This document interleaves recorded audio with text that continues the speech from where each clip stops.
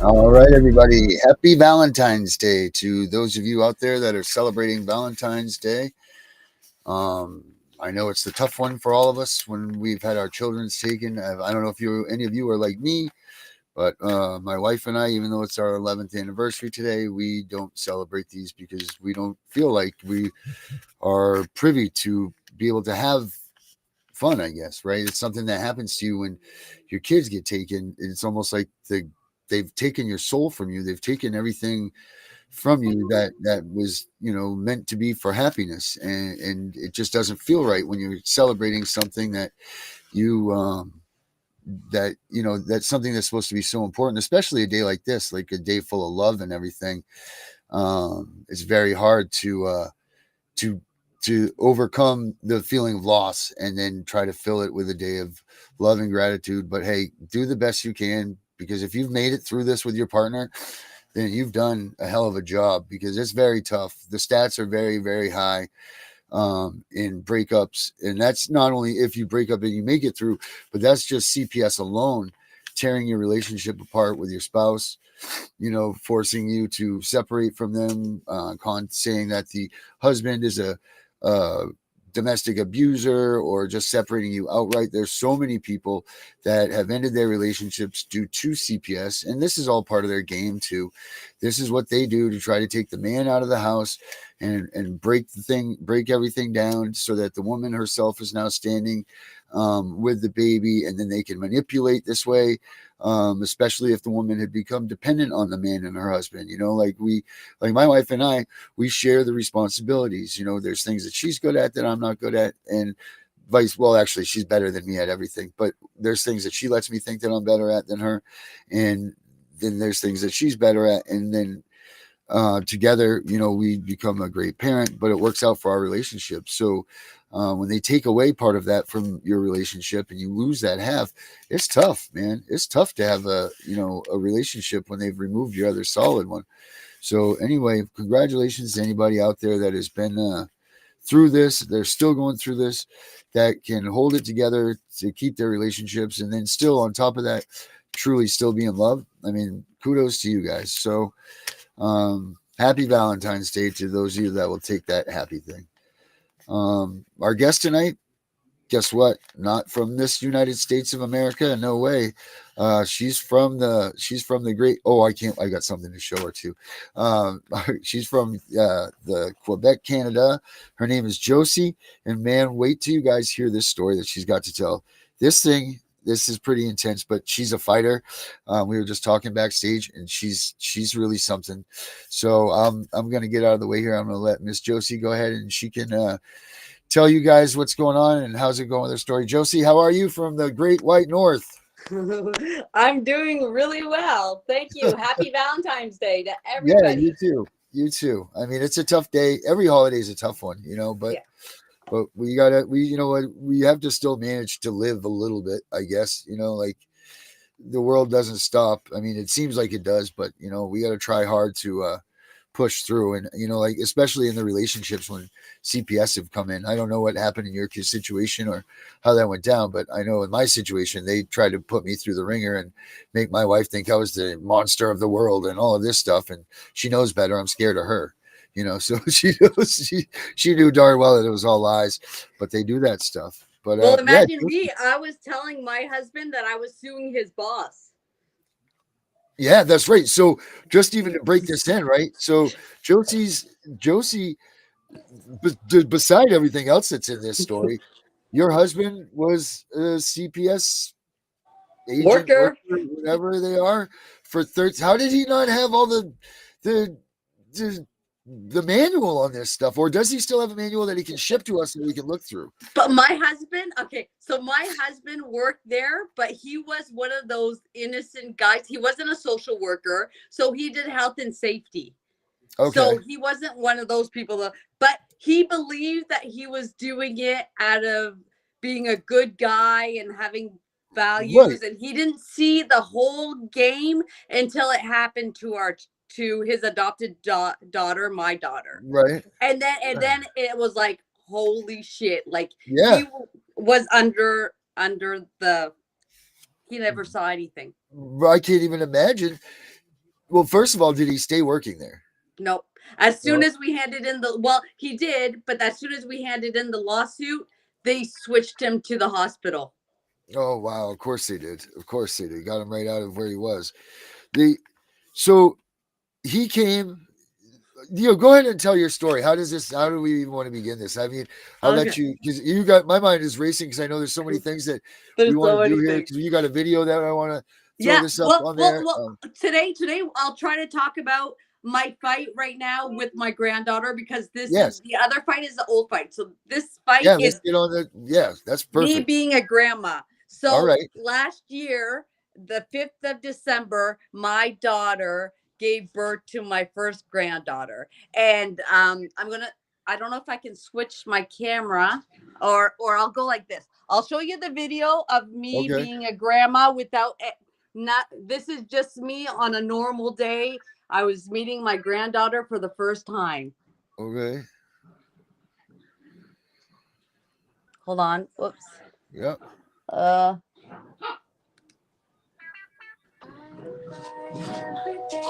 do you see it? Yeah, we see it. Yep. Darling, don't be afraid. I loved you for 1,000. I love you for 1,000 more.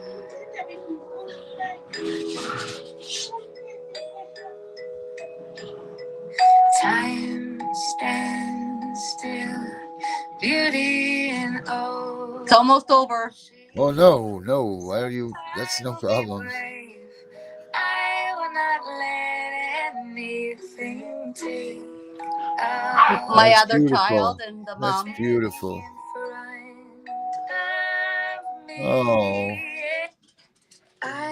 So, that's beautiful. That's beautiful. so that was me being. Hold on, my dogs are screaming at each other right now at the same Yeah, time. no So worries. that No so worries. that was me, like living the moment of Right, being. being meme and all, you're ready to take on the world now. All your girls are with you, and I know. there's beautiful It was like the pictures, most and prettiest thing.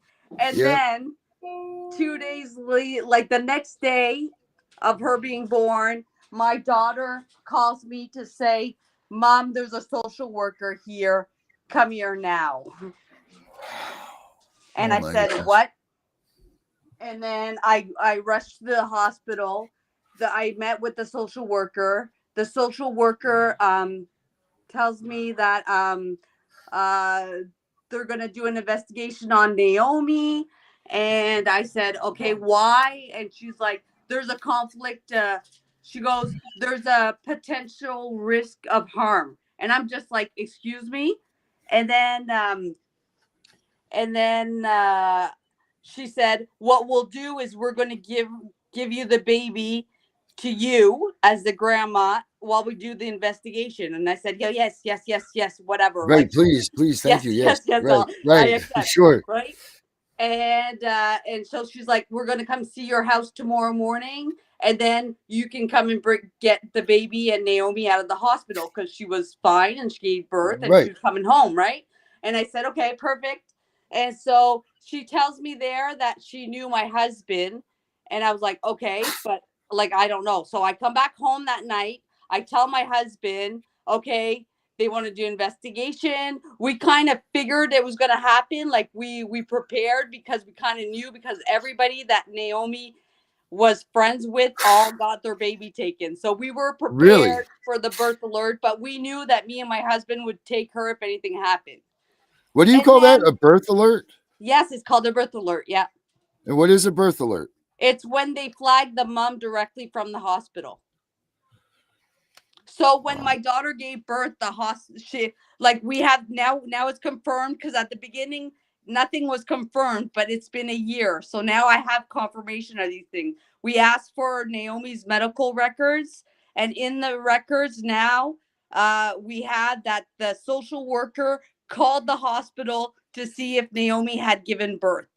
wow. Yes, so that's why it's called a birth alert. Just like back in the with the indigenous people, that's Yep. what they did. So it's like flagged on their medical card, right? So as soon as they gave birth, then there's a call that's made to CPS. Okay. All right.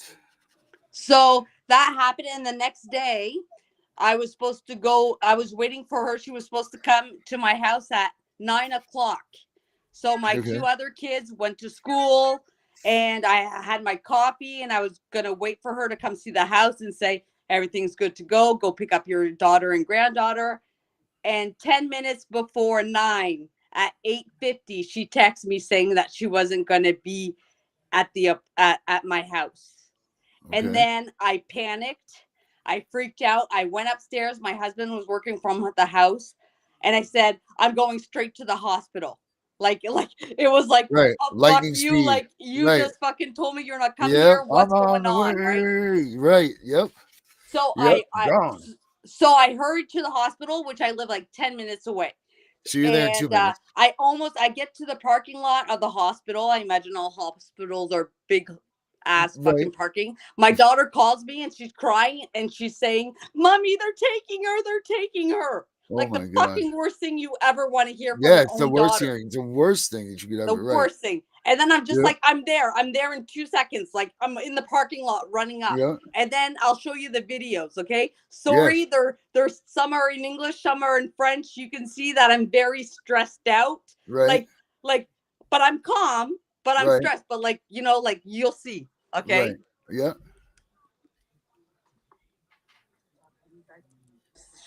Fucking shit out of this. Remember how I warned you about birth alerts? Well, guess what? They fucking had a birth alert on my daughter, and right now they want to steal my granddaughter. They do not want to give it to. They do not want me to have my granddaughter because I am fucking suing children's aids because of what they did to my girl. So I need you guys to fucking share this shit out. They're trying to steal my grandbaby. Steal this fucking thing out. Please. Okay, I'm Chicoutimi in Saguenay, Quebec. Find me a lawyer. Do something. Get the fuck. Share this shit out, please.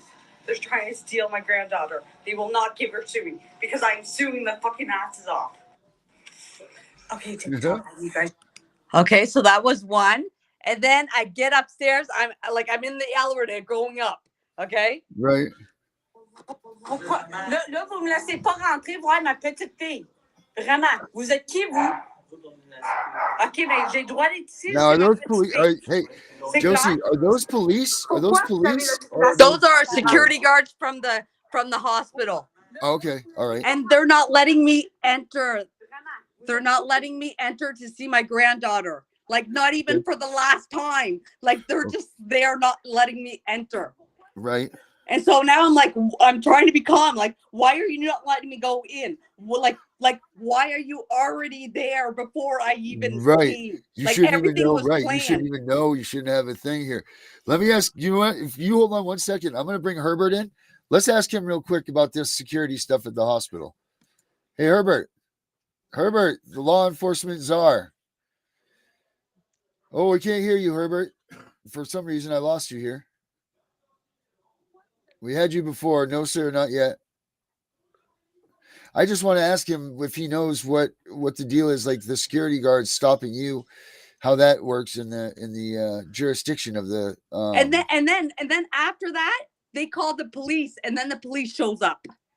Okay, perfect. This is the stuff. So Herbert's new to the world of the CPS stuff. We'll get his audio worked with here. If something's wrong with his audio here, let me make sure it's just not me somehow muting him, because that's been known to happen before. No, it's not me. Well, we'll get back to Herbert once he figures this out. All right, go ahead and carry on with that stream. Sure. Okay, so All it right. was pretty. It was pretty. That one was pretty short, and then I go off again. Wait, hold on. News, please.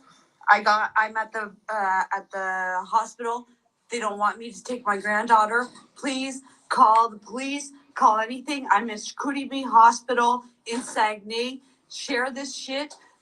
They're trying to do intimidation tactics. This is a birth alert. They're trying to steal my granddaughter. They don't want her to come home with me. Please fucking share the shit out of this.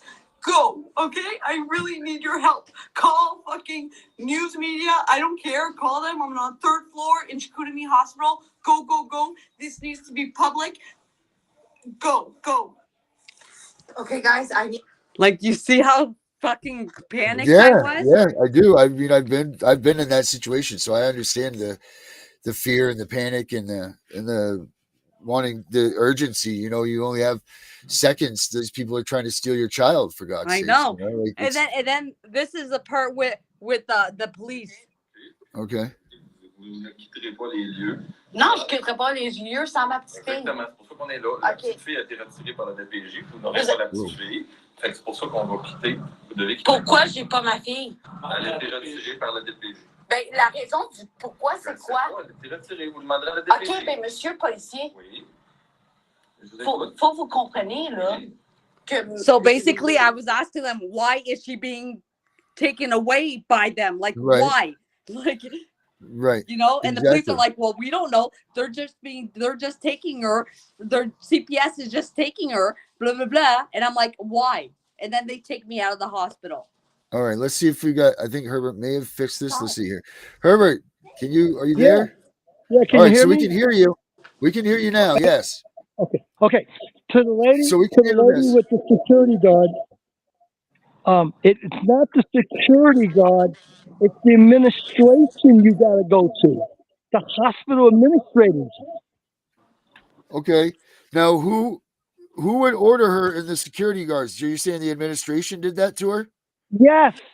Okay, but then The they had CPS. administration pays for the security guard and gives them orders on what to do. Because I ran a All right. hospital, Stony Brook University Hospital.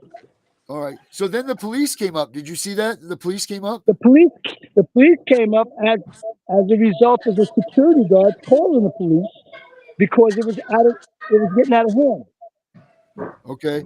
Now, can they get rid of her out of the hospital like that?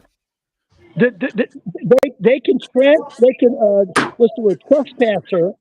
The administration can trespass her. Okay. So that would be it. So they're allowed to go up in the hospital and not allow her to see her grandkid then? No. It's the administration of the hospital that's doing that, not Right. the police. Right. So they're getting that from there. All right. But the police came into the hospital and told her to leave. Because, by direction of the administration. The administration says we don't want her in here. I got you. All right. Well, cool, Herbert. Thank you for that clarification, my man. So what went on next, Josie? What happened next? Oh, and then after that, I didn't get to see her for 7 months. Okay. So I don't know how the laws or the rules and the regulations work up in Canada and opposed to the United States. Did your daughter get to see her within the 72 hours? Did you guys have the shelter care hearing, the 72-hour hearing?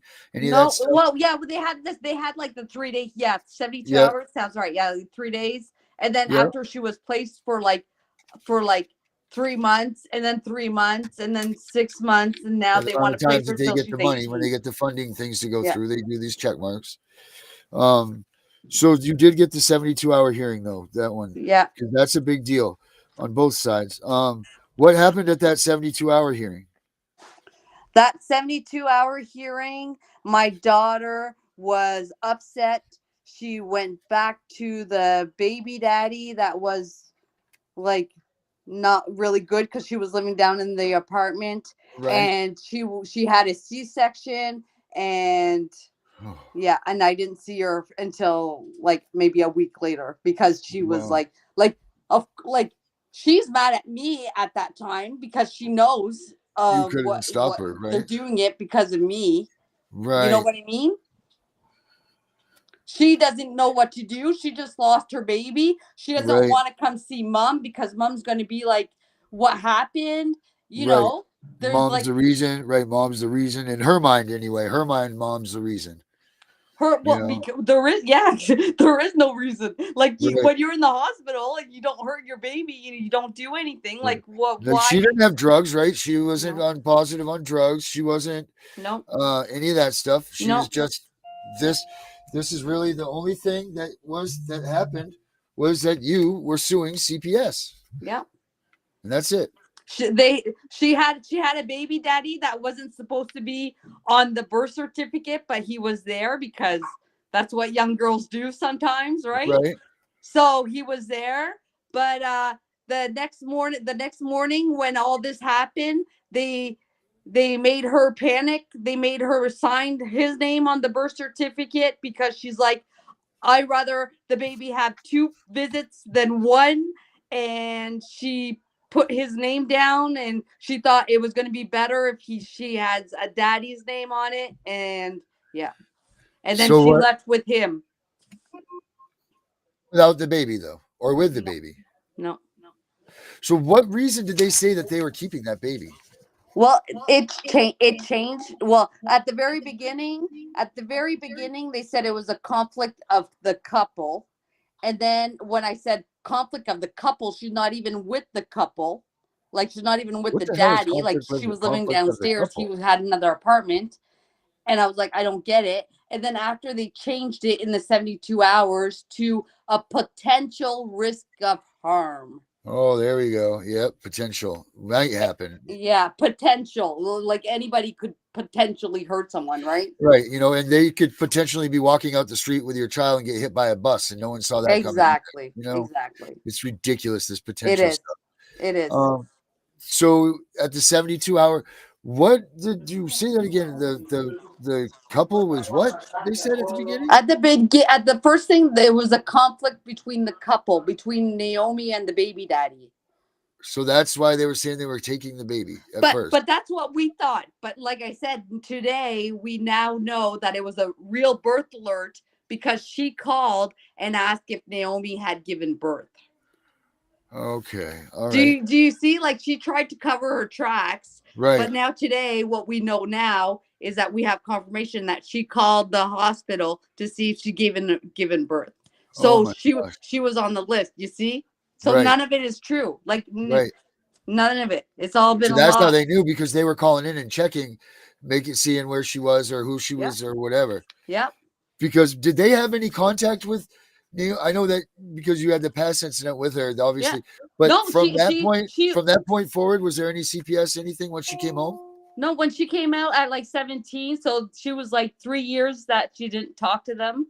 So, but what we think here in Quebec, like, I mean, many moms and grandmas, that if we look at all of our things that we have in common, one is our kids were in foster care is one big thing, and 2 is when the moms, the teenager, the moms, like the young moms, are on welfare. They have a program here that's called OLO, like where welfare gives you like extra cheese, extra milk and stuff. So all these moms were on this program, and we think that it's kind of like called in by them. Okay, like a list what I for mean? them. Yeah, it was like a list for them to hunt off of. Yeah, so when they're on, because my daughter was on assistance on welfare. I don't know if that's what you guys call it there, but assisted living or whatever. And so automatically we think that there's like when they get that special check to get more milk and stuff, that they flag. That's where the flagging starts, and then when they give birth, they call the CPS, and it's like, we're coming to snatch your kids. Right. So they basically have someone either inside the hospital, either taking notes and calling them, or their caseworkers already have their eyes on something going on.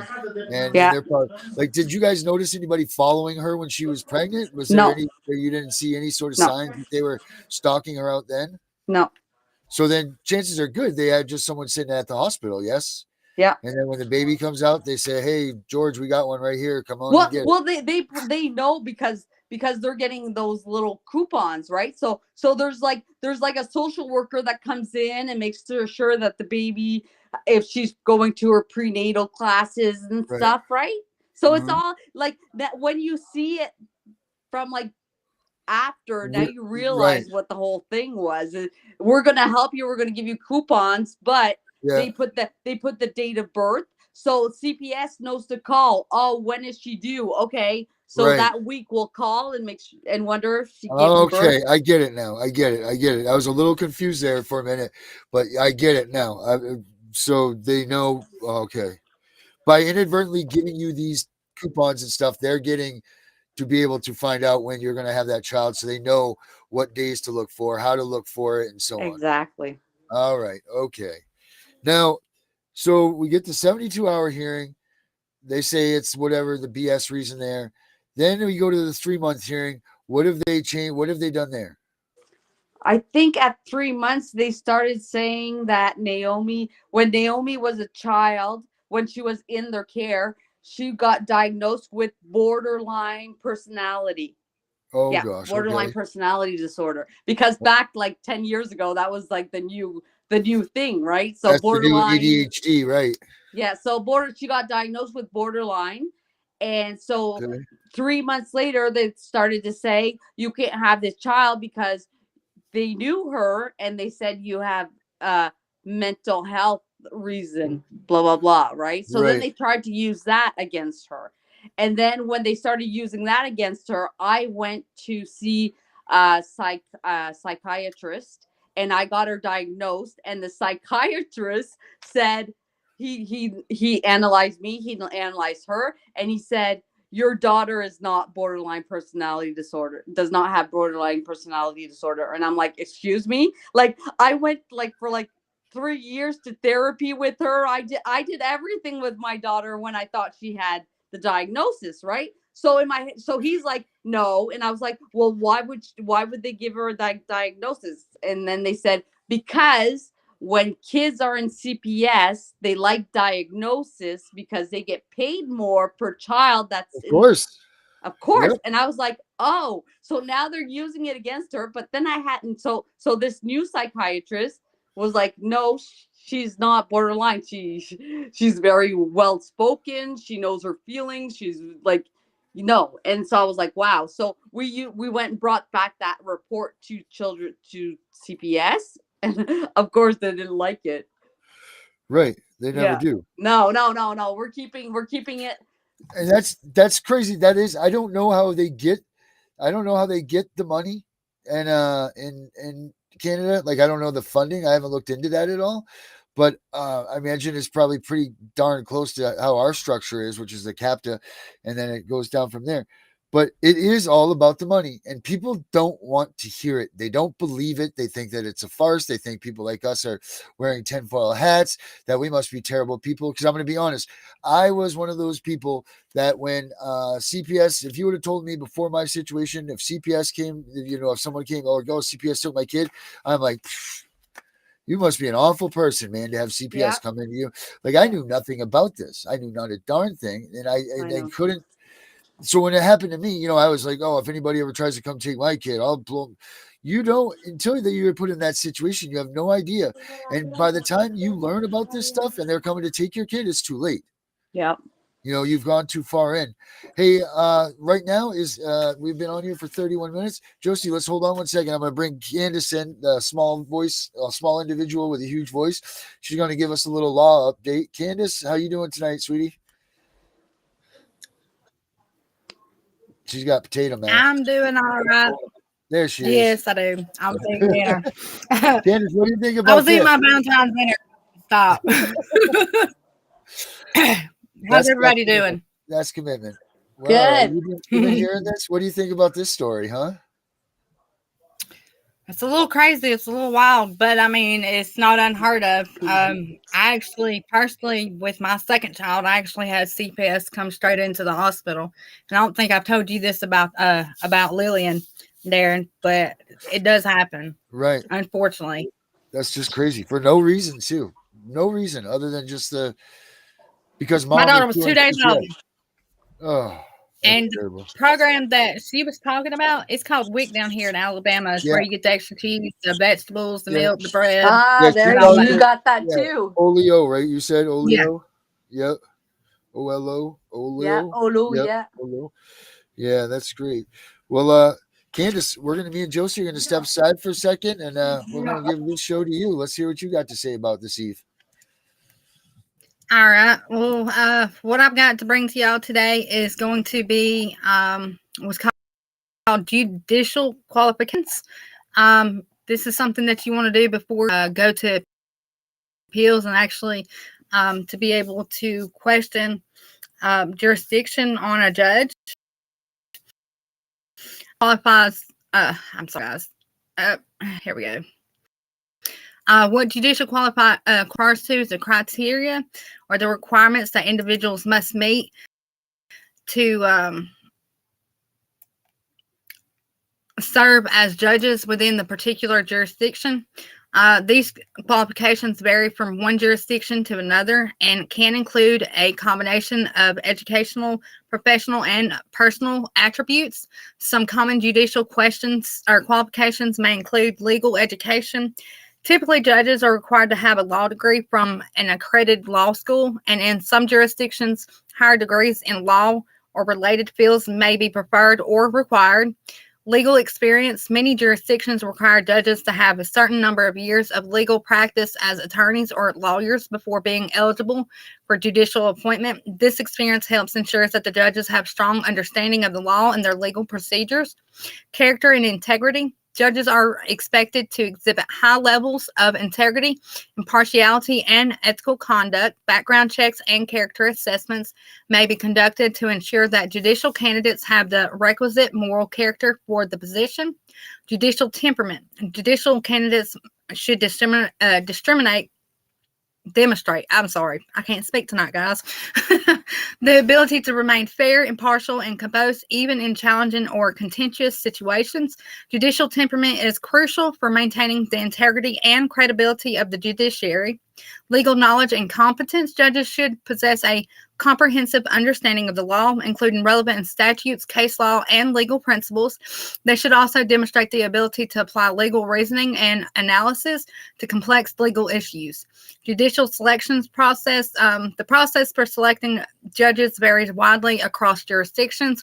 It may involve appointment by the executive branch, election by the public, or a combination of both. In some cases, judicial candidates may undergo nomination and confirmation procedures involving legislative bodies, residency and citizenship. Some jurisdictions may require judges to be residents of the jurisdiction they serve or citizens of the country in which they preside. Continuing education. Many jurisdictions require judges to participate on ongoing legal education programs to stay abreast the developments in the law and maintain their competence throughout their judicial tenure. These are general qualifications, and specific requirements may vary significantly depending on the jurisdiction and type of the court. It's essential for individuals seeking judicial positions to familiarize themselves with the specific qualifications and requirements established by the relevant governing bodies or authorities. Questioning judicial qualifications typically occurs within the context of judicial appointments or elections or during the initial stages of legal proceedings, where a judge's qualifications may be relevant to the case at hand. However, the process of questioning judicial qualifications may vary depending on the jurisdiction and specific circumstances involved. In many cases, if there are any concerns about a judge's qualifications or impartiality during the legal proceedings, parties to the case may raise objections and motions to recuse the judge based on specific grounds such as bias, conflict of interest, or lack of qualification. These objections are typically addressed by the presiding judge or the appellate court if the issue is raised on appeal. When questioning a judge's qualifications on appeal, it is essential to have valid legal grounds supporting by evidence or legal arguments. Appeals generally focus on errors of law or procedure rather than challenges to a judge's qualification per se. However, if there are substantial concerns about the judge's qualifications affecting the fairness or the legality of the proceedings, they may be raised as a part of the appellate process.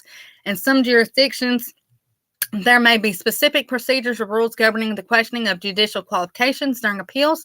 It is important to consult with the legal experts or attorneys familiar with the applicable laws and procedures in your jurisdiction to determine if the appropriate course of action. Overall, while questioning the judicial qualifications may be valid concern in certain circumstances, it is essential to follow established legal procedures and standards to ensure that the objections are raised appropriately and effectively addressed within the framework of the judicial system. Questioning judicial qualifications typically involves assessing whether a judge or judicial candidate meets the legal and ethical standards required to hold position. Here are some steps of the consideration for questioning judicial qualifications. Research the qualification. Familiarize yourself with the qualifications for judicial office as outlined in relevant laws, regulations, or judicial codes and conduct in your jurisdiction. These qualifications may include educational requirements, legal experience, character, integrity, and other criteria. Review the candidate's background. Investigate the background and credentials of the judge or judicial candidate in question. Look at their education, professional experience, legal practice, judicial decisions if applicable, and any relevant disciplinary history. Assess legal and ethical standards. Evaluate whether the judge or judicial candidate meets the legal and ethical standards required for judicial office. Consider factors such as integrity, impartiality, independence, judicial temperament, and adherence to the ethical codes or conduct. Seek information from reliable sources. Gather information from reliable sources, including the official records, professional associations, legal publications, and reputable news sources. Verify the accuracy of any claims or allegations regarding the candidate's qualification. Ask relevant questions. If the questions of the judge or judicial candidate are in question, consider raising concerns through appropriate channels. This may include submitting inquiries to the judicial nominating commissions, professional associations, government agencies responsible for judicial appointments, or relevant oversight bodies. Participate in judicial selection processes. If your jurisdiction allows for public participation in the judicial selection process, considering attending public hearings, forums, or meetings where the judicial candidates are evaluated and questioned. Raise questions or concerns about the qualifications of candidates during these proceedings.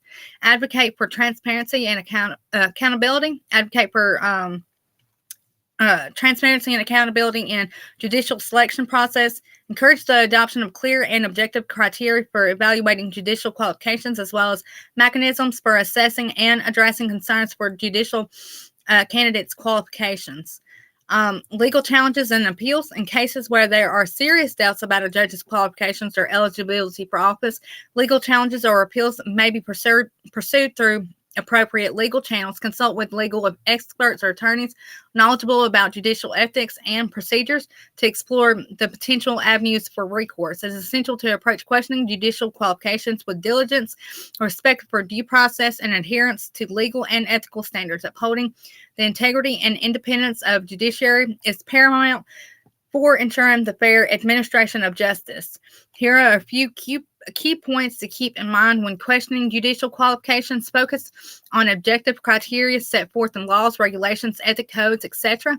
Avoid subjective critiques of judicial temperament, ideology, etc. Research thoroughly and cite credible sources, evidence regarding any deficiencies in education, experience, characters, etc. Raise concerns through the proper channels, judicial review boards, nomination proceedings, oversight bodies, etc. Follow appropriate procedures. If a judge's impartiality is in question in a specific case, file a recusal motion citing a valid legal grounds, personal bias, conflict of interest, etc. For appeals, focus on procedure, legal errors rather than qualifications alone. Qualifications may be relevant for determining if an error occurred. Avoid unsubstantiated accusations. Question qualifications in a professional manner with supporting facts, documentation. Consider whether concerns warrant legal remedies, disciplinary reviews, disqualifications, appeal, or voluntary recusal or resignation if unfit. Balance judicial independence with reasonable accountability. Questioning should not become a political tool. Maintain respect for the office, even when qualifications are doubted. Follow protocol benefiting the dignity of the judiciary. The key is raising legitimate concerns through proper procedures, backed by facts and legal, ethical reasoning.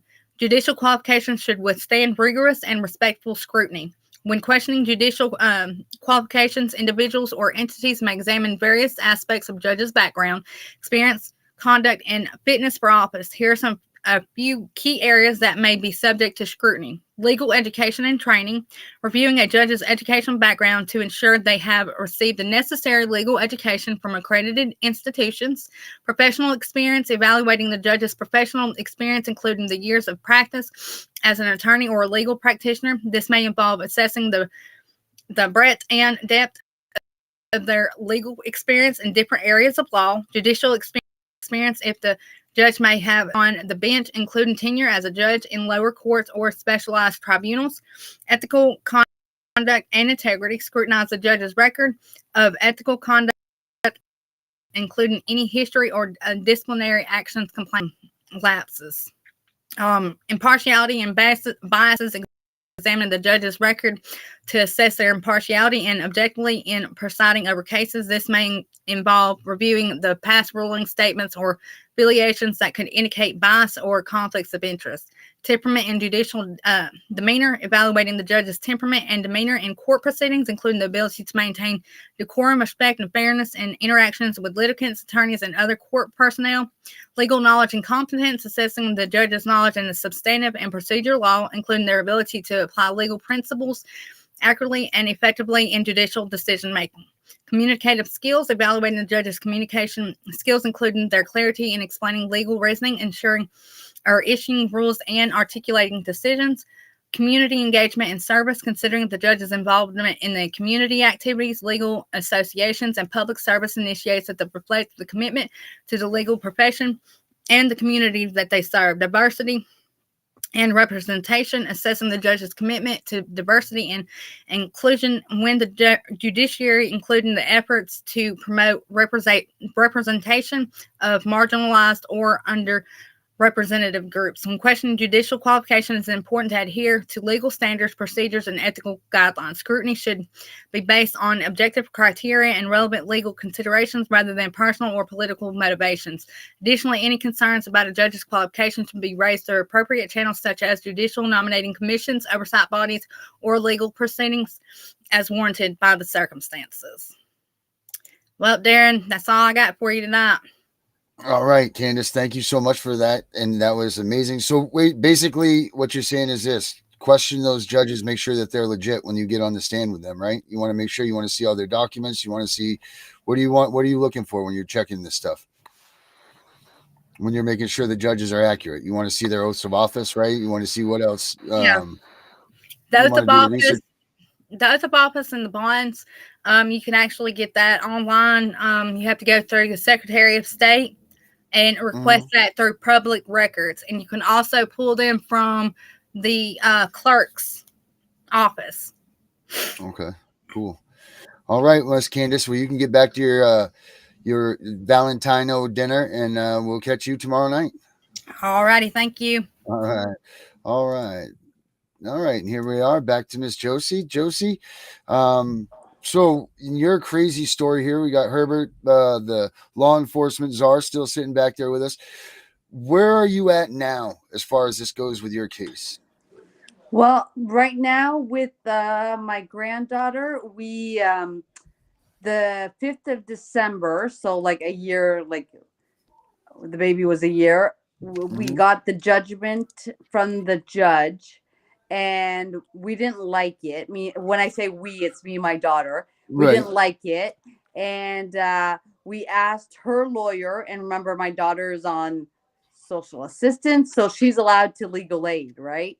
Yeah. So we asked my daughter's lawyer, legal aid, if we could appeal the decision. The lawyer wrote back, and like I said, I'm military, so I keep everything, photocopy, receipts, everything. Her lawyer wrote back saying, "Oh, I don't think we should appeal. It's complicated, blah blah blah." Okay. What kind of lawyer would say that? I know exactly, and I have it. I have the text, like literally, and then I panicked. And I said, no, and then I started researching everything I could about how we make an appeal. Right. And so I made the appeal myself, because you only have a window of 30 days to send it in. Right. So I hurried it, like the last day, at midnight, I handed it in. I got it done by the bailiff guy. Like everything was done, sent it. You're like running down the hallway trying to get it in there at the last moment. Exactly. But I got it on time, right? And then so I got it in the 5th of December, I think. And then the 18th of December, on a Saturday, I get the bailiff guy coming and knocking on my door. And I'm like, okay. And it was a reject. So CPS rejected the appeal. They're trying to reject the appeal. Okay, so they answered that. Their lawyer answered that appeal and said, no, this is bogus, or he wrote the brief back. Because now they're mad, because they're like, a grandma, because this is Naomi's case. Naomi's on it. Right. I'm the grandma. So they went back saying you can't appeal because you're not even on the You're not even on the docket. transcript. Right. But I said, but I was smart about it because I knew they were going to do that. So I said I appeal only the part where the judge talks about me. Mhm. I'm not appealing the whole decision. I am appealing where he says grandparents, and he Right. says so we went to court and like at the end of January to see if the judge accepts the rejection. And Okay. I was lucky. I'm hoping to God that I'm lucky because when I went and got I had a binder made up with all my evidence, with the birth alert, everything. And when I went to do the rejection, I handed her in the evidence like a couple days before. So she looked at it and she accepted my book of evidence.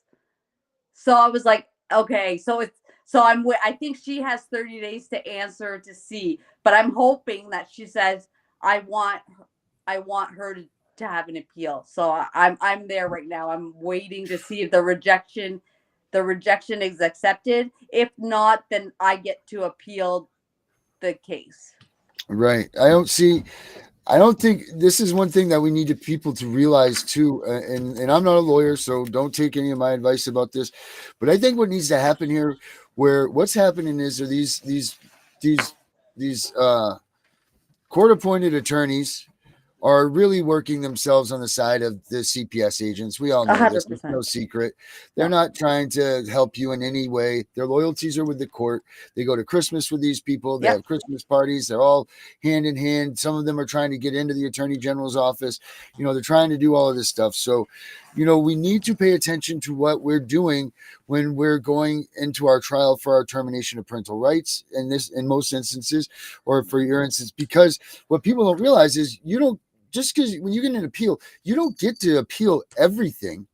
You can only appeal what was presented to the court at that moment in the trial. So Right. if you don't get that information into that trial, it's dead in the water. You can't bring new information. You can't do anything like that. So, and what these attorneys which get hired by the states for us, they make sure that they lethargically put as little in there as possible. When they go to court for you, they barely bring up any information. Like, you're like, tell them about this,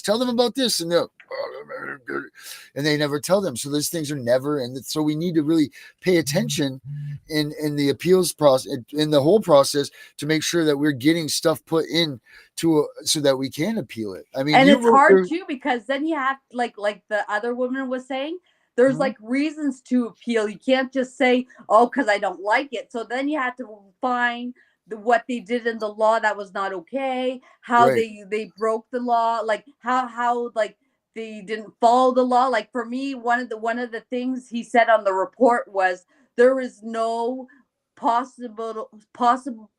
possibility that she can have the baby, but she didn't write the reason.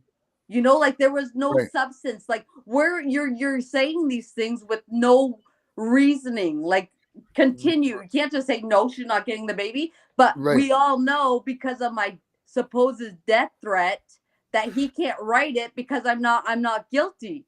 Right. But he knows that there's a death threat that's Right, there. of course. So I'm a horrible grandma. Yeah. So there's no way he can leave me a baby. Right. Well, to be all about this anyway, what is the why are they keeping their granddaughter? Like, what is their reasoning now? Is it still, what is it? Oh, now the new reason is Naomi is violent. Okay. So they took out the mental health, and now Right. they're giving her a new reason. And me, it's because grandma does TikToks. Oh, okay. Yeah. Well, here's the thing. I did a podcast for when they took my daughter, and my counselor was the one that said, Darren, you need to do something to get out, because I wanted to do something. I had to. I never knew about CPS being like this. I never knew, like I was waiting for this old glory here to come flying through the courthouse and save my kid, and that never happened, obviously, because it doesn't work that way. But I did a podcast where I went out and I spoke out against CPS and I spoke out against everything. And man, didn't they put the hammer down on me? I mean, they stopped my visits from my daughter. They stopped everything. Like they just treated me like I just. They sent me. How They dare sent me you? How dare you speak out against us? They sent me a cease and desist letter to say stop doing TikToks. Really? Yep.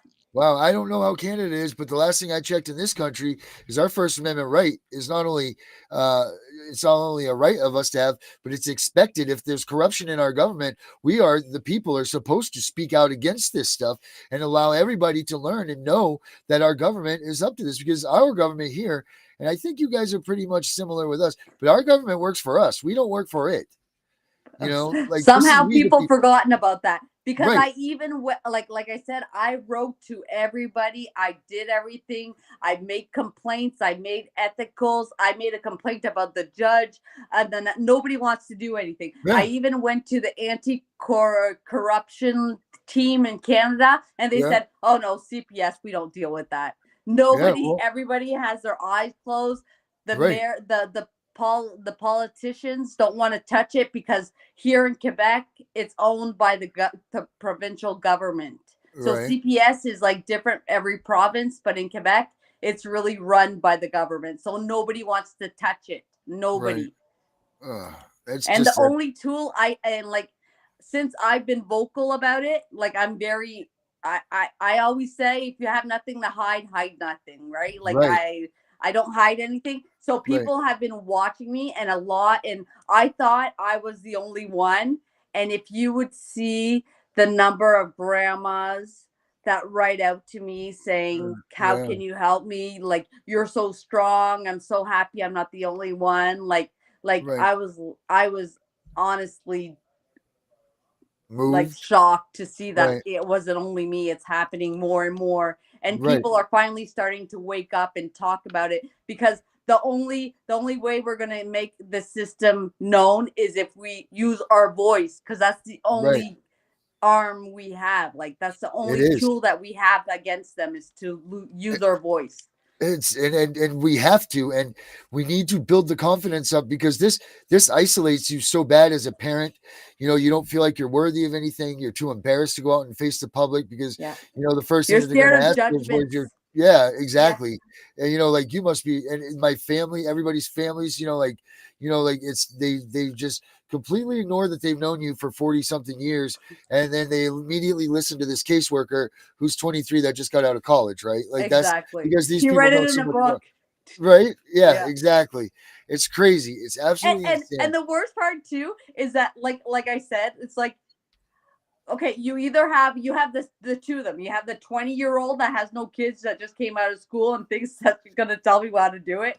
And then, or you have that very old social worker that's been in for 30 years, that's taking so much antidepressants and anxiety and depression and burnout pills that she doesn't even care anymore. Emotionless.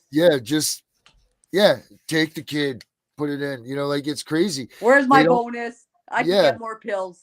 And if people say, that's just, I've always said, those caseworkers should be drug tested, because you aren't going to tell me that they're not sucking up a whatever, but they are, and they should deserve to be drug tested. They should be at all times. You know what I mean? Like, if they want us to be drug tested, then they too should be drug tested, like an eye for an eye, because I'm sure that they got skeletons in their own closets. So what's your plans as of now? Like, what's your plans for what's going on? You just sitting and waiting? Are you well, like I said, now I'm waiting to see the rejection of the appeal. Now I had my criminal court that was supposed to be Monday, that got pushed to the 3rd of June, which, like, I am very not happy, because like, it's just wasting time. And the worst part is, like, I had 3 witnesses, CPS witnesses. They had 3 CPS witnesses. So at that court, there were 6 employees from the same CPS that spent their morning in court for nothing, while they're not giving services to our children. Like, do people realize, like, I'm not the only one? So, like, how many days a week are they in court for stuff like this? Right. and they're there asking government for more money, for more services. Right. Well, work there and like They're asking for more services. This is the funny thing. They say that they're asking for more services, but yet their plans are to take your baby. And they're only doing this for the money. You can't tell me. Because it's a wheel. It's a nice squeaky. It's a nice whatever squeaky wheel that runs well now. I can't even think of greasy it. Wheel. That's it. That's my French. Yeah. Do you have, what is your plans? Excuse me 1 second. I just gotta type this. But what are your plans for the future now? Are you like gonna just drop out of this thing? No, man. I'm a fighter, man. I'm military. I never back down. No. All right, because I bet you.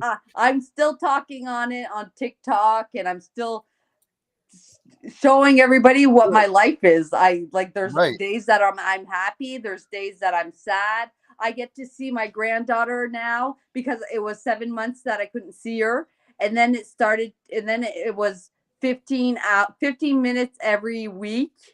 And then after it went to half an hour a week. And now we have an hour unsupervised. Oh, wow. So you're getting up there. Woo! There's like progress, right? Right. But it's something, because a lot of people don't even get that, But I don't give up. I won't give up until I get there's like I think I have to be the voice for Quebec to be like, this has happened to me. I'm a good person. I'm a veteran. I have 2 kids. If there's one thing I know on this earth is that I'm a good mom, and people see it, so I'm just going to continue. And then after I get my grandbaby back, I'm going to make it mission to help other moms. All right. Well, I'm thinking that maybe we got a place for you here with our abolishcps.com world, that maybe we can get you started in here helping us out, if you wouldn't mind. I would love to. We need to really get this out here. And the only way that we're going to do this is to get more people and more people and more people. And what is your TikTok just speaks volumes, how many people are listening to you. So you have quite a voice already. And I would love to get you on our team helping us out with this. So if you don't mind, we'll definitely carry on this conversation a little bit more. Sure. We're definitely approaching our time. We're over here. Let me ask Herbert here if he's on. Herbert, you still here with us, buddy? Herbert's here. Herbert. Yeah. All right. We're wrapping this up. What do you think, buddy? Yeah, I think that she would be a very good asset to the show. And she should also tell her friends on TikTok about your show so they can express their thoughts and ideas. Right. 100%. Yes, that would be great. What do you think about her story, though? About just they took her kid for no reason. Yeah, it sounds like it's happening to lots of people. Right. And Let's get this right. She is suing CPS for what they've done to her previous daughter. So she's being gang stalked and being, just being torn apart because of what she's doing, her actions. And that's wrong, man. Right. But I think she hit it on the head before when she says, as long as they hold on to her, they're making money. As long as they hold on to the child, they're making money. Right. And that's what they do. They push on for those times. They got to get those 3 months, 6 months, 9 months, 12 months, to get those checks. Right. All right. Well, Herbert, you got anything else to say, buddy, before we cut it loose tonight? No, except one thing I want to mention to her. When you ever encounter the security guards at a hospital, don't fight with the security guard. You want to speak to the administration of the hospital. Oh, we can't hear you. We lost you. When you're panicked, you don't know what to. But it's the first time. You never know how to deal with. You are 100% correct, but that's why I'm telling you this now. So the next time you have to happen. If you have anything to do with anything, and there are other people, even a grocery store, the lady at the register says, "Oh, ma'am, I'm sorry. I know you bought this yesterday. You don't like it. You can't take it back." You say, "Well, let me speak to the manager." Mm-hmm. Yep, absolutely. You see, you're a military person. Go up the line, go up the ranks. It sounds like she's at the top of her lawsuit. Yeah. Yep, that's great. That's Yeah. good stuff. Yeah, the security guards, they're just doing what they're paid to do. So It's what the I was administration. how did those security guards already know that she was coming up to that floor to see that baby? So obviously someone in the administration then knew that she was coming. Yeah. Did you tell people you were going up there on that day? Well, they didn't know I was going to be there at that time. Did they know you were going to come at some point in time? Yeah, they knew that because I was supposed to go pick up my daughter and my granddaughter. So it Did was they know about what- who was going to go there first. Did they know what day it was going to be? Yeah. Good. They planted the security guards there Yeah. from early morning. Yeah. Mhm. Yep, it's pretty evident, and that's what they do, man. That's it. That's the evilness of the game that they play. You It's actually gave security guards overtime. Yeah, I'm sure she did. I bet you it wasn't as quick as that video showed it. Yeah. I think Josie probably gave up quite a fight to them people that day. It sounds like. Yeah. But again, like I said, the security guard says, no, you can't go in there. You can't go in there. Okay, fine. Then you want to look for the administrator Or for maybe that now, floor. right? Or maybe now go find out who did this to you on that. Because there's always a trail of something. And knowing this, But when she goes to the administration, they're probably going to say, oh, Miss So-and-so from CPS. There you go. Yep. That's it.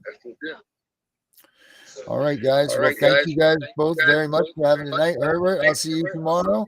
We'll be catching up, same time, same place, same bat channel. All right, Herbert. All right, Josie.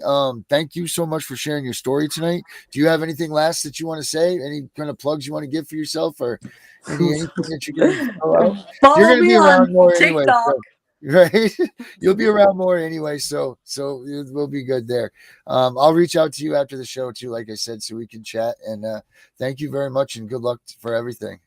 Thank you, and keep fighting. Yeah, we will. That's for sure. We won't ever stop. We won't quit. All right, everybody. See, there's another episode in the books of someone that didn't do a damn thing to lose their child or their grandchild. The mom, the child, the granddaughter, all of them have lost. They've torn their family apart. There was no reason for it, none whatsoever. Not even an excuse as to why, or they do make up many excuses, and it's terrible.